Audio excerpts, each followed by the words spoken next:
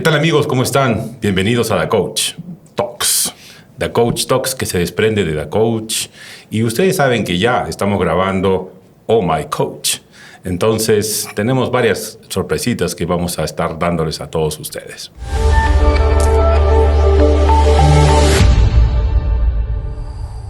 En esta oportunidad tengo el grato placer de presentarles a un gran amigo que nos viene acompañando desde muchísimo tiempo. No por eso quiero decir que estamos viejos, pero nos conocemos de hace ya, creo que 20 años atrás. Tengo el placer de presentarles a Juan Carlos Matthews. Juan Carlos, ¿cómo has estado? Muy bien, Alfredo. Siempre un gusto conversar contigo. Juan Carlos, para que lo sepan, en este momento tengo que notarlo porque, es largo. Es vicepresidente de internacionalización de la Corporación Educativa San Ignacio de Loyola. Asimismo, es decano de la Facultad de Ciencias Empresariales, de la Universidad San Ignacio de Loyola. Y, como ustedes saben, ya fue presidente de Prompex, en ese entonces, ¿no?, llamado Prompex, y ministro de Comercio Exterior y Turismo en el 2024. Juan Carlos, nos conocemos 20 años y me acuerdo que creo, si no fue la primera, la segunda entrevista que hice como entrevistador fuiste tú. Y nos conocimos en la feria que se armó en lo que es lo que era la Feria del Pacífico, ¿te acuerdas? La feria, ¿no? Claro que sí. ¿Cómo ha cambiado el Perú desde ese entonces, donde todavía recién ahí estaba comenzando a elaborarse el Tratado de Libre Comercio con los Estados Unidos, el primer tratado? Sí. ¿Cómo ha cambiado desde hace 20 años? ¿Cómo ves esa perspectiva del Perú? ¿Cómo ha crecido desde ese momento hasta ahora, por ejemplo? Claro. Haciendo alusión a eso, en realidad son más de 20 años ya, ¿no? Por lo menos 25, ¿no? 25. Entonces, si recuerdas, cuando haces referencia al TLC con Estados Unidos, se negoció desde los inicios del gobierno del señor Toledo, y se cierra la negociación que posteriormente entra en vigencia a partir del 1 de febrero del 2009 en adelante. Y ese fue el inicio de un proceso claro de apertura al mundo, plasmado en estos TLCs que hoy día son 23. El último se cerró con Hong Kong y este año se tiene previsto dos súper importantes: Indonesia, que representa una población de 500 millones de personas, y la India, que son 1.400 millones. Entonces, respondiendo a tu pregunta, para mirar el comportamiento de la economía, lo primero que habría que tener en claro es que tiene 5 grandes motores, ¿no? La inversión pública, que creo que ha tenido buenos anuncios con el ministro Salardi de destrave real para potenciar esas inversiones públicas que son importantes. La inversión privada, que es mucho más importante aún, porque del total de la inversión, la privada pesa 80% y la pública 20%. Ya. Y sorprendentemente las expectativas empresariales, aún en ese escenario movido y siendo un año preelectoral, van mejorando. Ojalá mejoraran con mucho más fuerza, pero van hacia arriba y por lo tanto eso permite que siga fluyendo la inversión. Exportaciones, que ha tenido un comportamiento notable. El único año que cayeron las exportaciones fue durante la pandemia, 17.6%, mientras el resto del mundo caía mucho menos. Y cuando crece más que el resto. Turismo, que fue probablemente el sector más afectado por la pandemia, que tuvo un retroceso de 20 y tantos años casi en nuestro tiempo de amistad, y está en proceso de recuperación. Todavía no ha llegado a los niveles prepandemia, pero está creciendo, obviamente, al igual que los otros motores afectados por ese tema de seguridad ciudadana. Y el consumo interno, que representa más o menos el 63% del Producto Bruto Interno. Consumo interno significa lo que compramos cuando salimos a tomar un café o comprar algún servicio cualquiera.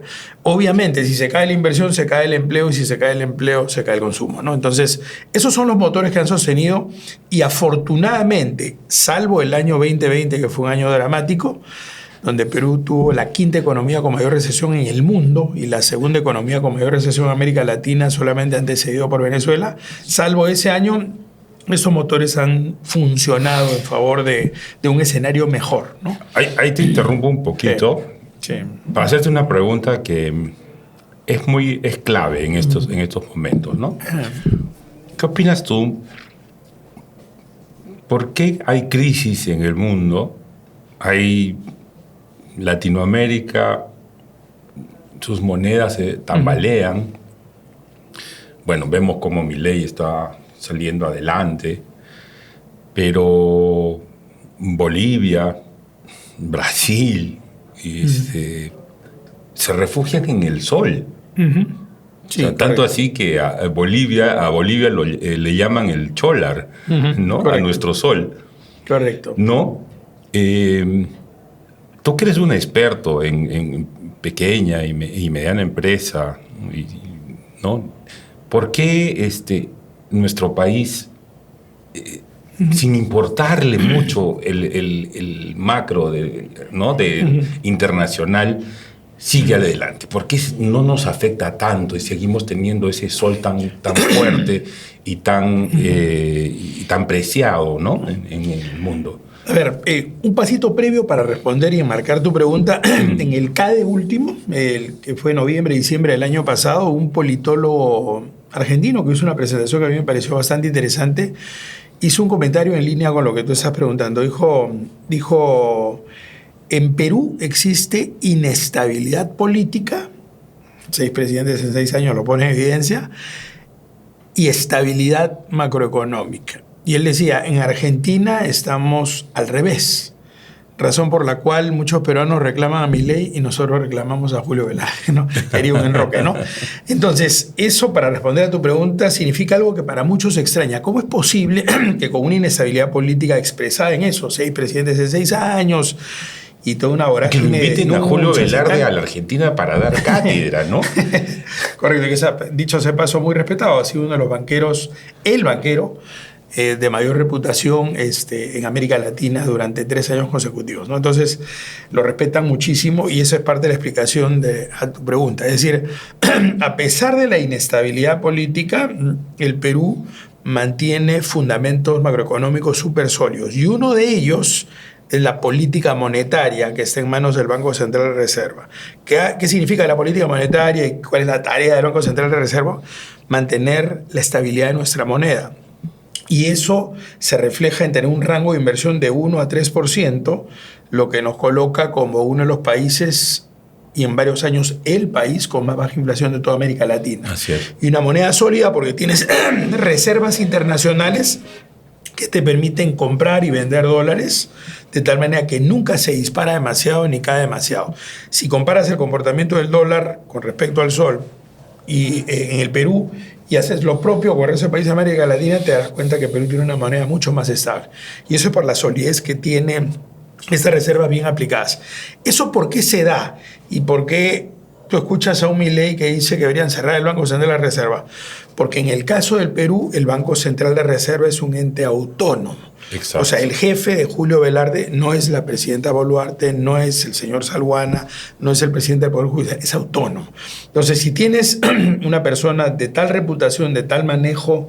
Que no le gusta la maquinita. En absoluto. Jamás lo haría Julio Velarde, que dicho sea de paso fue mi profesor de política monetaria. En la Pacífico. En la Pacífico, efectivamente. Tienes una garantía de que tienes una moneda estable a pesar de los vaivenes afuera. Lo que sí uno podría preguntarse como complemento a tu preocupación es, más allá de preguntarnos, ¿y por qué pasa que hay inestabilidad política y la macroeconomía responde? Deberíamos preguntarnos cuánto más crecería la economía peruana si no hubiese tuviera esta inestabilidad. Exactamente. Y eso te llevaría a crecer a niveles a los que veníamos creciendo hace pocos años. En la época 7, 8, 8%. En el segundo gobierno de Alan crecimos 8%. Exactamente. Y era... ¿Qué es lo que crece en China ahora? Exacto, a pesar de que viene cayendo. Ahora justamente este escenario lo puede complicar porque crecía incluso hasta 10% China y bajó a 4% y hoy día podría crecer menos con esa turbulencia, ¿no? Pero podríamos, como bien has dicho tú, podríamos crecer a esos niveles, con lo cual habría claramente mucho más empleo y más emprendimiento y más oportunidades para la pequeña empresa, ¿no? O sea, crecer debajo de 4% para el Perú no es una buena noticia. Nunca, en ningún año, ¿no? O sea, no me interesa que Alemania haya estado en recesión, que Chile ha crecido poquito. Nosotros necesitamos crecer sobre el 4%, de otra manera sigue creciendo la pobreza, se sigue acentuando el desempleo y el subempleo, ¿no? Ya has tocado un tema que me encanta hablar ahora. Me encanta hablar de China. China, como lo dije hace poco en otro podcast que tuvimos, es la olla a presión que estuvo aguantada con los frijoles ahí cociéndose hasta que reventó. Y reventó y le cayó a todo el mundo. Porque ha destapado muchas cosas que la gente no quería ver, pero se han dado cuenta de que China no es solamente la mano de obra barata, algo que es descartable. Obviamente, si tú quieres como empresario mandar a hacer algo, esto no, obviamente, pero si quieres hacer buenos, también lo puedes hacer allá. O sea, Apple se hace allá, ¿no? Con decirte eso, ¿no? Y muchos otros automóviles que se ensamblan en China. Pero también puedes mandar a hacer cosas descartables. No sé, porque quieres cobrar pues el famoso a $1, ¿no? También lo puedes hacer. ¿Cómo ves a China, India, en el próximo, no te voy a decir milenio porque obviamente no vamos a llegar, pero en los próximos 20 años? A ver, no tenemos que proyectarnos tanto en el caso particular de China, porque China es una realidad. Es una realidad. Absoluta. O sea, que mucho responde a una estrategia. Es decir, China tiene un concepto que ahora lo llaman la nueva ruta de la seda, que es una cosa impresionante. Han invertido 900.000 millones de dólares, no es un error, 900.000 millones de dólares, por eso lo repito, definiendo una ruta de varios países asiáticos, de Egipto, en el caso de África. Perdón, ¿estás hablando de casi $1 billón de dólares? ¿No? Claro. Y no solamente, tomando una ruta que involucra países asiáticos, en África principalmente Egipto, varios países de Europa, principalmente de Europa Oriental, algunos países de América Latina, entre ellos Perú. Estamos hablando de inversiones millonarias en puertos, aeropuertos, carreteras, rutas de ferrocarriles, por supuesto, oleoductos, gaseoductos, inversiones millonarias. Dentro de esa ruta se explica el desarrollo del puerto de Chancay. No es casual. Y Chancay tiene 60% de inversión china del grupo COSCO Shipping, una de las principales navieras del mundo, y 40% de Volcan, el grupo minero peruano. Entonces, ¿qué ha pasado con Perú de cara a ese crecimiento de China? Hablabas al principio del TLC con Estados Unidos, fue el primero. Y en ese momento fue el primero porque Estados Unidos era el principal socio comercial de Perú. Hoy día, para fines de la torta exportadora, Estados Unidos pesa 13%. China pesa 34%. Actualmente. ¿Para Perú? Para Perú pesa 34%. O sea, claramente se ha vuelto el socio comercial más relevante. Y no solamente estamos hablando de comercio, el crecimiento de las importaciones, que ya sabemos, cualquier cosa que veamos acá sobre la mesa, la mayor parte se echa en China, sino de exportaciones peruanas que antes estaban concentradas solamente en minerales y luego se pasó a exportar manufacturas de madera, pescado congelado y ahora productos agrícolas frescos. La uva, por ejemplo, ¿no? Entonces, y además de ese frente, ¿no? Arándanos también. O sea, y eso tiene una explicación. Todo lo que tiene tonalidad roja se explica en que en China... La estacionalidad, ¿no? Estacionalidad es uno, pero lo otro es que cuando es tu cumpleaños, a mí me tocó pasar un cumpleaños justamente en China, te regalan un cesto de fruta, porque es una manera de desearte salud, ¿no? Acá salud es una botella de trabajo, tenemos un concepto de salud bien rococó. Y particularmente la fruta roja, porque el rojo simboliza prosperidad. Eso explica el crecimiento de la uva Red Globe y el arándano allá, ¿no? Okay. Pero no solamente es el comercio, sino que China se ha ido convirtiendo en un inversionista de primerísimo nivel en América Latina y particularmente en el Perú. Antes invertía solamente en el sector minero, después pasó a infraestructura, como por ejemplo el puerto de Chancay, y está pasando a energía, de sectores estratégicos. Parte de la preocupación que tiene Estados Unidos con respecto a Perú no es de carácter comercial, porque para nosotros Estados Unidos pesa 13%, pero para Estados Unidos el total de lo que exporta Perú en todos los sectores equivale a poco menos de 1/3 de lo que Estados Unidos importa cada 10 días. Somos un error estadístico, literalmente. No existimos, estamos en el etcétera para la cifra de Estados Unidos. Pero sí somos un punto de preocupación por la enorme presencia china acá, en América Latina y particularmente en el Perú, y porque no somos un jugador cualquiera. Es un somos hub. Un hub, exacto. Y eso genera una preocupación porque se está desarrollando mucho del comercio hacia Somos el mercado asiático. Ámsterdam, ¿no? Sí, claro.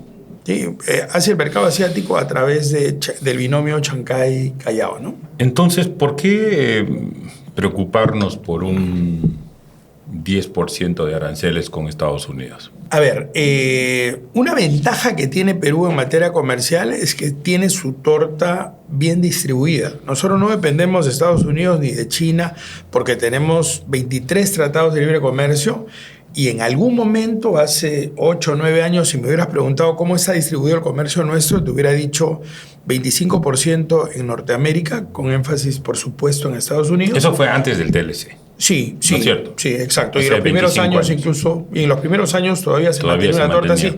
25% en Europa, 25% en Asia con énfasis en China y 25% en América Latina.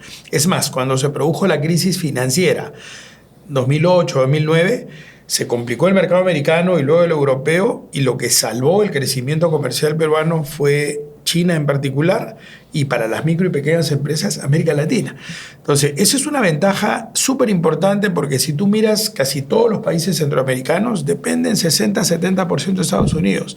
Miras a un México, depende casi 80% de Estados Unidos. Ahí tienes una posición frágil. En el caso de Perú, tienes una torta comercial mejor distribuida. Y eso significa que no estamos casados con nadie, somos no le un país pueden abierto. responder de tú a tú como le ha respondido Canadá. Exacto. ¿No? Ese es un punto bien importante el que tú mencionas porque, en mi opinión, y soy amigo de nuestro gran canciller Emer Cialer y de Alfredo Tocayo en el caso de Estados Unidos, de la embajada de Perú en Washington, Estados Unidos, pero yo no tomaría la decisión de tocar a la puerta al USTR, que es el Departamento de Comercio de Estados Unidos, autoridades del gobierno americano, porque es ponerte bajo los reflectores.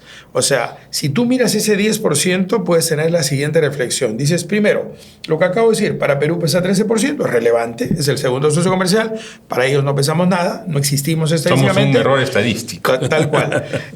Segundo, el señor Trump se quejaba fuertemente que los países tenían balanza comercial superavitaria con Estados Unidos. El caso de Perú pasa lo contrario. Ellos tienen balanza comercial superavitaria con nosotros. Se quejaba el señor Trump de que en las negociaciones de los LCs habían ganado los otros, pero no los norteamericanos. En el caso de Perú pasa lo inverso, porque antes de establecer el TLC con Estados Unidos teníamos un mecanismo que se llama ATPDA, de los países andinos productores de coca, que les permitía ese mecanismo entrar sin pago de aranceles, solamente que era un mecanismo que se revisaba anualmente.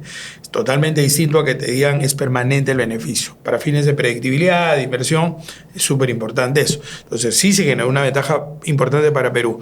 Pero teníamos el ATPDA. Estados Unidos no tenía nada con Perú. Y ahora entra con 0 o máximo 2%. Por lo tanto, en la relación bilateral ellos ganaron más. Visto así, y entendiendo que no se puede hablar de un arancel recíproco, porque recíproco significa me pones 10% porque tú le cobras 10% a la mercadería gringa. No es el caso. Le cobramos de 0 a 2%. Pensado así, diría, oye, hay que reclamar. Ese 10% es injusto. Sí, creo que es injusto. Creo que no hay ningún análisis técnico para decir 10%. Pero si te pones a mirar el resto del tablero y dices, me ha puesto a mí 10, al resto de países 10, o mucho más que 10, a Vietnam, que compite con Perú en textiles y confecciones, le ha puesto más de 50. En términos relativos, estamos en mejor posición que antes del 10%. Entonces, por lo tanto, lo que te interrumpe un poquito ahí, donde Trump no es a nosotros lo que va dirigido ese digamos, aviso o, digamos, warning, como le dirían, de... Bueno, América Latina tendrá que decidir con quién está, o con nosotros o con los chinos, ¿no? Sí, es más, te lo digo, por ejemplo, cuando he estado en el cargo ministerial, estuvimos en un foro de inversiones en Nueva York, y en algún momento la prensa americana me preguntó por qué el Perú se estaba casando con China. Y mi respuesta fue, nosotros tenemos 23 tratados de libre comercio. 23 casamientos. Sí, claro, 23, sí. 23 casamientos y el primero fue con Estados Unidos.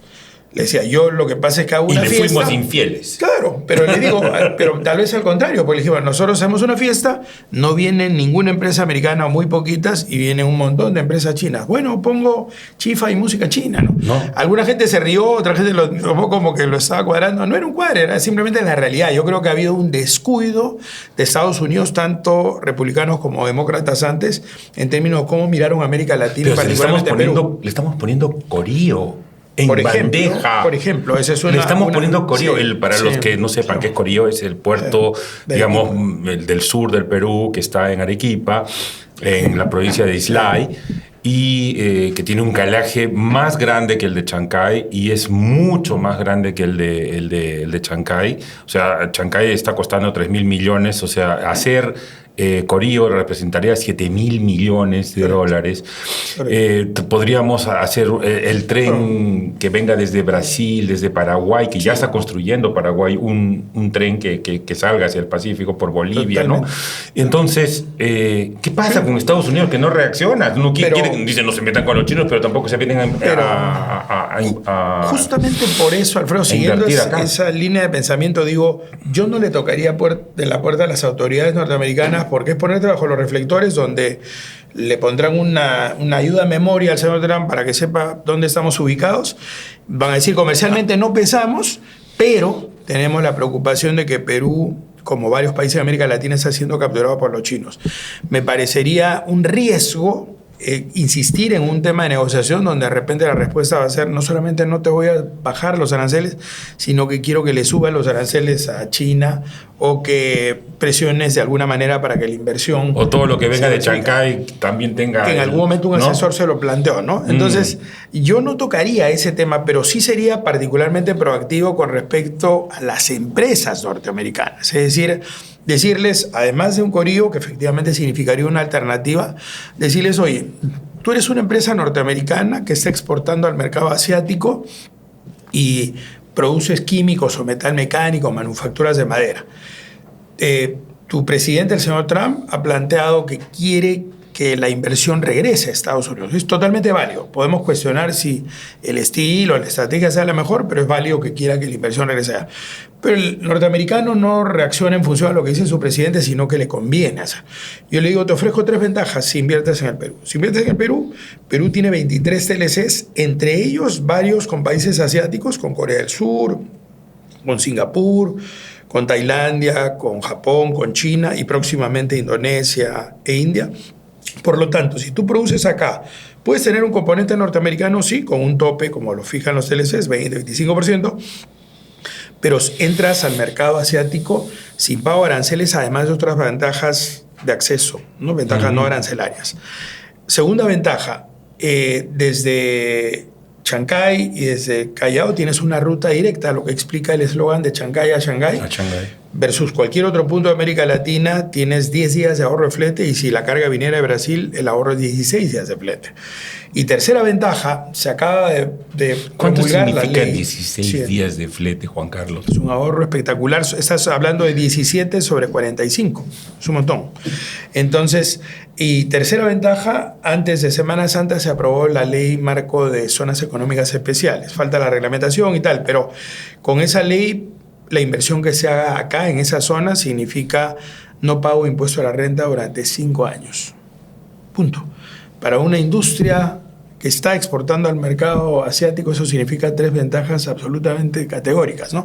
Y por consiguiente, yo priorizaría en particular el mercado de Estados Unidos y Brasil, como plazas súper importantes, por lo que tú decías. Brasil está hacia el Atlántico, toda la producción de soya, que es tremendamente importante para ellos. Para salir hacia el mercado asiático tienen que dar la vuelta. A Panamá. Y pasar por Panamá, eso significa 16, 17 días más que si vinieran hacia el Pacífico y salieran desde acá hacia allá.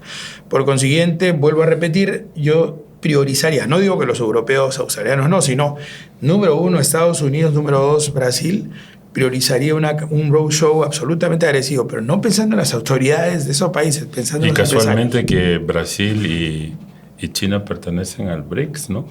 Que van a darle, Los pero países de- va a ser sí. increíble eso. Y te comento algo, no sé si lo sabes, pero tenemos un amigo en común que todavía no me ha dado el pase para decir quién es, ya te lo digo después de cámara, que ha descubierto que en un sitio que él es propietario, tiene un mayor calaje que incluso que Corío. O sea, no sabes lo que se puede hacer ahí. O sea, es Claro. ya el límite de traer esos Trans Am, esos tremendos Claro. buques de 21.000 de contenedores. 21.000 contenedores, o sea, entrarían como si nada. O sea, Claro, es 21.000 contenedores, es como que veas un edificio que se te va acercando, ¿no? O sea, yo he estado en los puertos más importantes del mundo porque siempre he estado vinculado a comercio exterior y son absolutamente impresionantes y yo no los había visto en otro lado, ¿no? Entonces, tienes un Corío en el sur, por ejemplo, tienes otros lugares donde podría desarrollarse una iniciativa de ese tipo e inclusive, ponte a ver como posición norteamericana, podría decir, en lugar de quejarme porque se trata de una inversión china, yo podría decir es una inversión privada de uso público. Yo aprovecho la zona económica especial y meto industria norteamericana para vender al mercado asiático. O sea, capitalizo una inversión que ha hecho otro para generar competitividad de mis industrias. O sea, le sacaría provecho por ahí, ¿no? se acaba de cerrar Expo Proveedores hace poquito en Lambayeque Sí, y se viene Expo China. sí, sí. ¿Cómo, primero, tu resumen de Expo Proveedores y Sí. qué esperamos de Expo China ahora en octubre? Ahora, el tema de Expo Proveedores, una cosa a tener en cuenta es que el principal comprador de la pequeña y mediana empresa en el Perú es el Estado.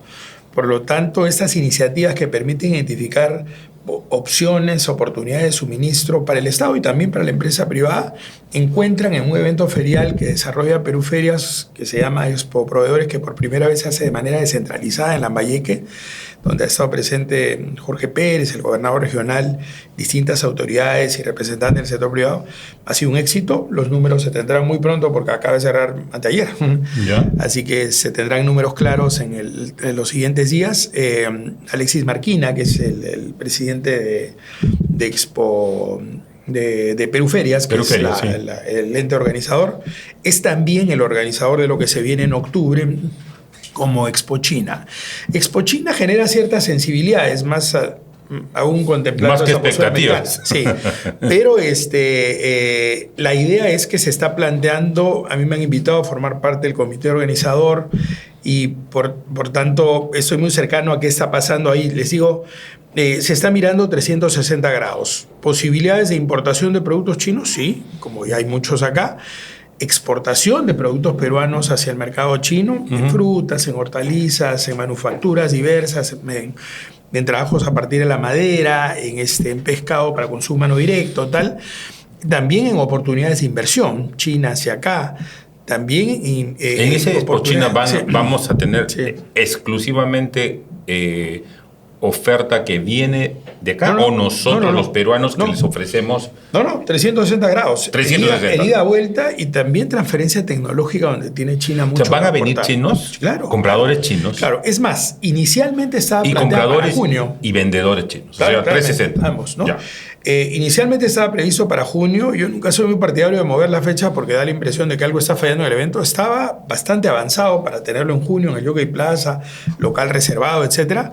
Y se optó por postergarlo hacia octubre porque Promperú desarrollaba dos actividades importantes, una de turismo y una de comercio exterior relacionado con el mercado chino. Por consiguiente, moverlo a octubre significa la posibilidad de tener adicionales algunos cientos de empresas chinas mayores. Y como entonces, que podríamos prepararnos en lo que hace ProPerú, ¿no? Y todos ellos para prepararnos para octubre un poco mejor. Claro, ¿no? que sí, claro que sí. Y con el soporte de las consejerías comerciales, que dicho sea de paso, las consejerías comerciales de ProPerú, las OSEX del mercado asiático han estado en Lima y ha venido particularmente Bernardo Muñoz, que está en Shanghái, Miguel Cabello, que está en Beijing, y son 2 soportes para esa convocatoria empresarial también importantes, ¿no? Entonces, el moverlo a octubre va a darle una mayor probabilidad de un impacto mucho más fuerte. Y ahí nomás se viene CADE también, ¿no? O sea, que también podría encrochar muy bien.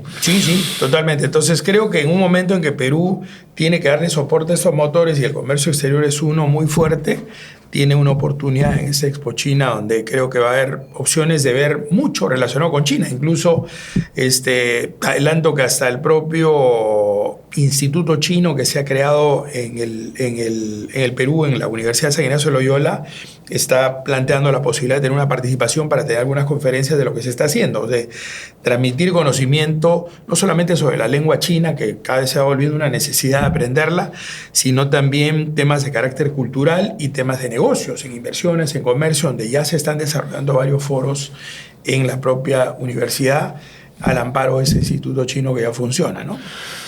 Juan Carlos, ya como para ir terminando el tema, ¿cómo ves a la pequeña y mediana empresa en todo este conglomerado y en este tire y jale con China, con India, con Singapur, con Indonesia, con Estados Unidos, con la Unión Europea? ¿Dónde queda parada la pequeña empresa y mediana empresa? Una realidad importante que se tiene que graficar siempre es la siguiente, ¿no? O sea, si tú trataras de reducir en una sola palabra el problema principal que encara Perú y varios países de América Latina, sin duda esa palabra sería pobreza. Y la pobreza no la combates con programas sociales, sino con desarrollo empresarial, con inversión que permita el desarrollo empresarial. Y ese desarrollo empresarial en el Perú está caracterizado por un 98% de participación de la micro y pequeña empresa. Por consiguiente, lo que te estoy respondiendo es que para solucionar el problema principal del Perú, la participación de la MIPE es fundamental. Y si tú lo miras en términos de actividad de comercio exterior o específicamente de exportaciones, de las un poquito más de 9.700 empresas exportadoras directas que hay en el Perú, 71% son MIPES. Por consiguiente, nuevamente, el rol en la MIPE es fundamental. Y te estoy hablando de las empresas que exportan directamente. Estás hablando de MIPES. MIPES, micro y pequeñas, ni siquiera pymes, que son pequeñas y medianas. Y por cada empresa exportadora directa que participa en el Perú, en la cadena arrastra 7.4 empresas, la mayoría MIPES. Entonces, el rol de la MIPE es vital para el Perú. Entonces, ahí obviamente podríamos meternos en toda una conversa con respecto a... No, y estás hablando de 3 millones, todo lo que significa. ¿no? Y claro. Y ahí se responde la primera pregunta que te hice. O sea, ¿por qué el Perú no decae? Gracias a las MIPES. O sea, fuertemente. ¿No? Y vas a ver eso con un nombrecito que va a sonar mucho hacia adelante, que es después de esta vorágine de presencia china en el Perú, va a sonar muchísimo India. Más aún, si se cierra el TLC este año, vamos a ver una presencia yo diría que más que competencia, de oportunidades. Yo he participado hasta la 8ª ronda de negociación del TLC con India, y la mirada que tienen de Perú es un foco de inversión, más que entrar a competir. Nosotros somos un mercado de 34 millones, ellos son un mercado de 1.400 millones. No es que estén pensando cómo inundo a Perú con calzado, con confecciones, con software, es cómo invierto en el Perú para llegar a Estados Unidos. Y aparte que India también tiene ganas de entrar a la PEC. Sí, está con ganas, por más que no está en el Pacífico, pero creo que por la potencia que tiene. Juan Carlos, muchísimas gracias por haber estado acá nuevamente con nosotros en The Coach Talks esta vez. Y no necesito comprometerte para futuras entrevistas y obviamente invitarte como coach dentro de The Coach, aunque sea de invitado en algunas oportunidades, para poder estar de jurado y ver cómo van dando sus frutos estas ideas que son un poco fuera de la caja y cosas que queremos seguir incentivando dentro de los pequeños empresarios y de los escolares, porque se viene algo muy bonito con The Coach School también. Buenísimo. Muchísimas gracias también. Juan Carlos Matthews estuvo con nosotros otra vez y seguiré estando con The Coach y ahora en The Coach Talks. No se muevan, volvemos con más.